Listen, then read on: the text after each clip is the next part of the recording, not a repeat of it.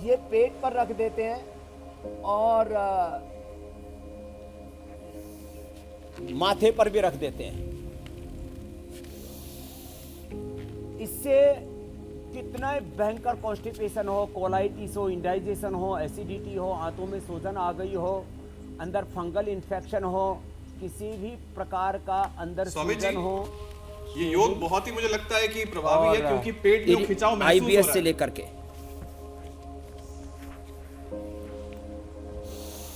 हाँ, ये जो 5 अभ्यास बताए, अब स्पेशल 5 अभ्यास बता रहे हैं। आप बहुत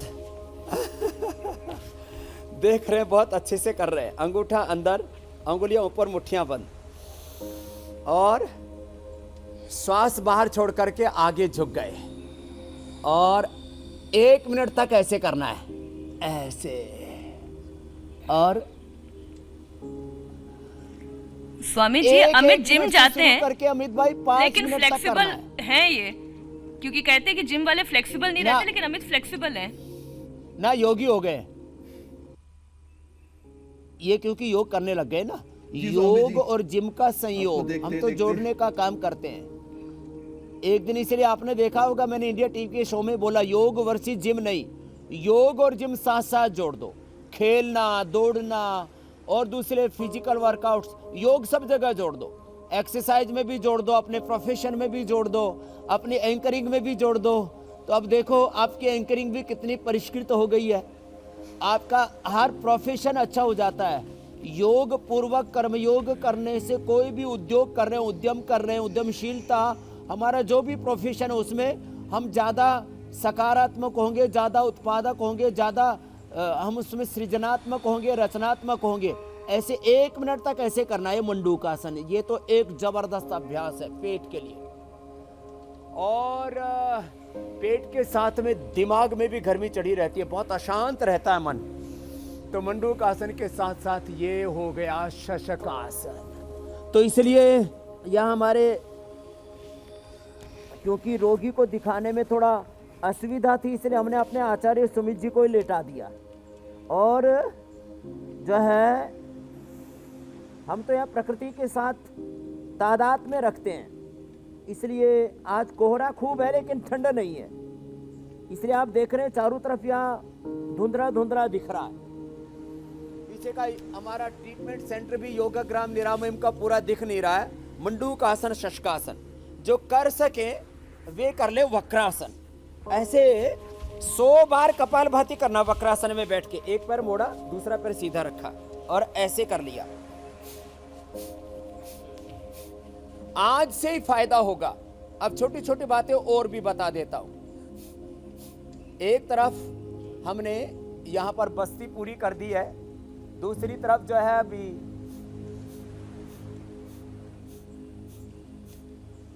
मिट्टी पट्टी भी चल रही है। हम ठंडे गर्म पानी का सेक भी करते हैं।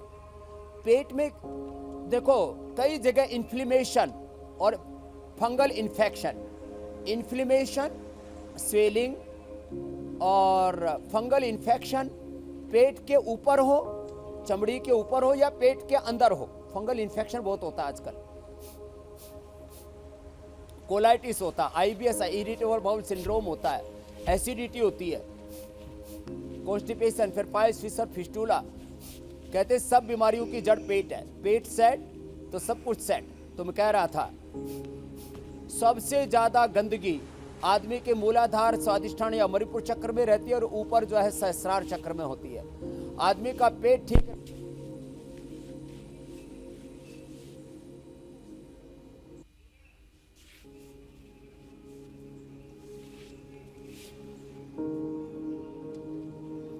स्वामी जी बता रहे हैं ये वक्रासन, और इसका एक और दूसरा वर्जन जो है मैं थोड़ा सा वो भी बता देती हूँ।